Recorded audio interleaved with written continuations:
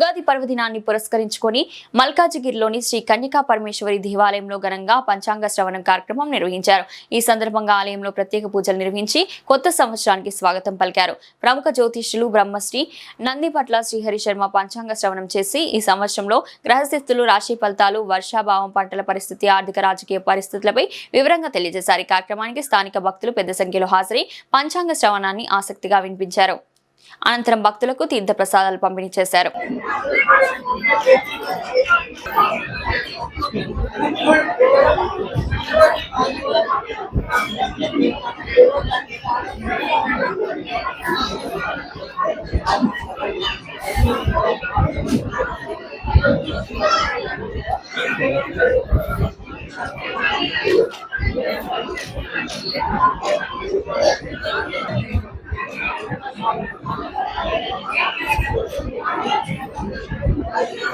మొదలు పెట్టండి, మిగతా గ్రహాలన్నీ యోగిస్తాయి.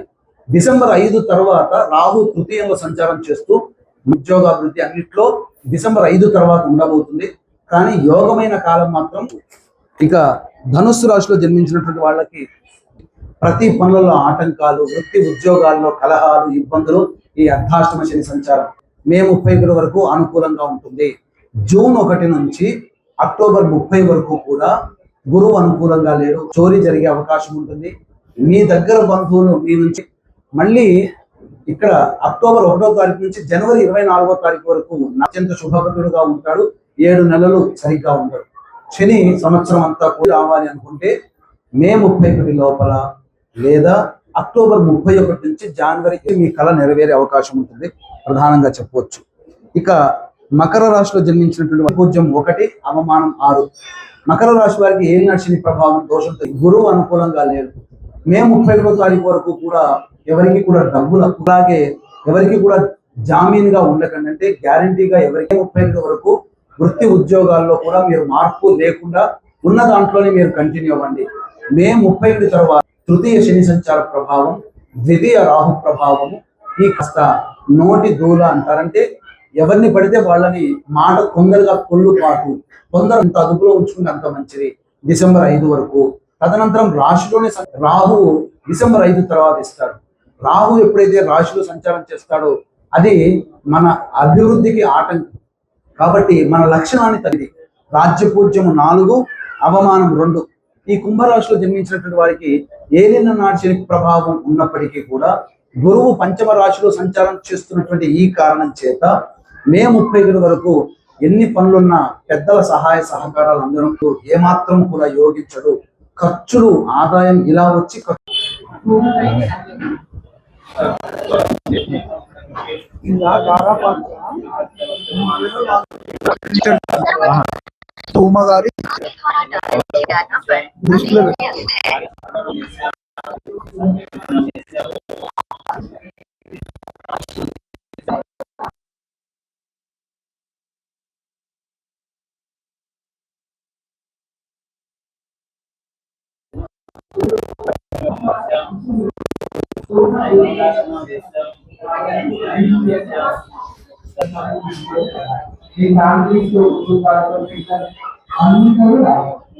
ఫోన్ చేయవా? ఎక్కడికి వచ్చి అడగ వాళ్ళు ఎప్పుడు ఆయన ఫోన్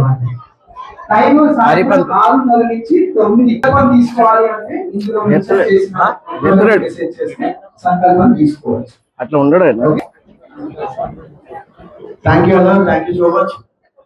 అవి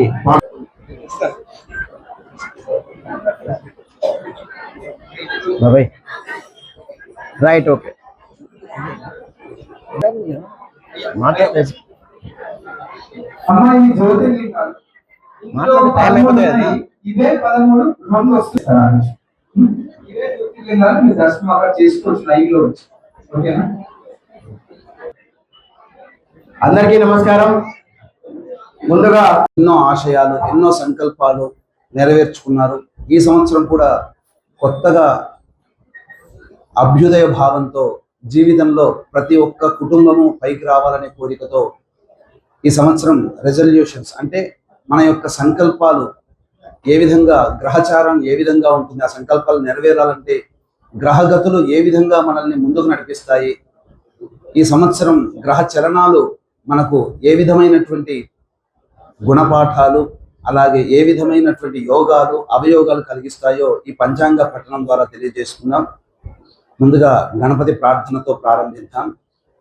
ఓం గణానాం త్వా గణపతిగుం హవామహే కవిం కవీనాముపమశ్రవస్తమం జ్యేష్ఠరాజం బ్రహ్మణస్పద ఆనః శృణ్వన్నోతిభిः శ్రీదసాదనం ప్రణో దేవీ సరస్వతి వాజేభిర్వాజినీవతి ధీనామవిత్రియవతు గురవే సర్వలోకానాం భిషజే భవరోగిణాం నిధయే సర్వవిద్యానాం దక్షిణామూర్తయే నమః. గురుబ్రహ్మా గురుర్విష్ణు గురుదేవో మహేశ్వరః గురు సాక్షాత్ పరం బ్రహ్మ తస్మై శ్రీ గురవే నమః. వాగర్థావివ సంపృక్తౌ వాగర్థ ప్రతిపత్తయే జగతః పితరౌ వందే పార్వతీ పరమేశ్వరౌ. సదాశివసమారంభాం శంకరాచార్య మధ్యమాం అస్మదాచార్య పర్యంతం వందే గురు పరంపరాం. ఆదిత్యాయ చ సోమాయ చ గురు శుక్ర శనిభ్యశ్చ రాహవే కేతవే నమః. శృంగేరి జగద్గురు పీఠాధిపతులకి, కంచి పీఠాధిపతులకి నమస్కారములు తెలియజేసుకుంటూ ఈ కార్యక్రమాన్ని ప్రారంభిద్దాం. ఈ విశ్వావసునామ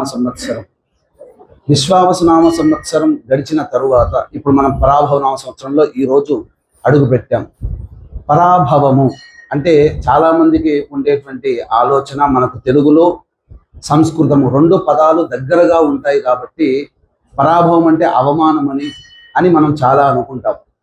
కానీ దీనికి అసలైనటువంటి అర్థము నారద మునీంద్రుల వారికి పుట్టినటువంటి 60 మంది సంతానమే ఈ 60 సంవత్సరాలు.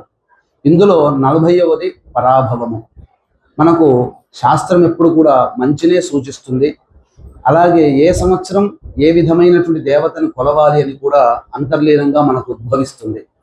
పర అంటే శక్తి, భవ అంటే భవుడు అంటే ఈశ్వరుడు. ఈ సంవత్సరం అంతా ఎవరైతే పార్వతీ పరమేశ్వరులని ఎక్కువగా పూజిస్తారో వారికి ఆ పరమేశ్వరుని యొక్క అమ్మవారి యొక్క అనుగ్రహం వలన వాళ్ళకి అన్ని కష్టాలు కూడా భరించగలిగే శక్తి కలిగి ఉండి ఆ కష్టాలన్నీ కూడా దూది పింజల్లాగా మనకు కనబడతాయని శాస్త్రవచనం. ఇక సంబంధ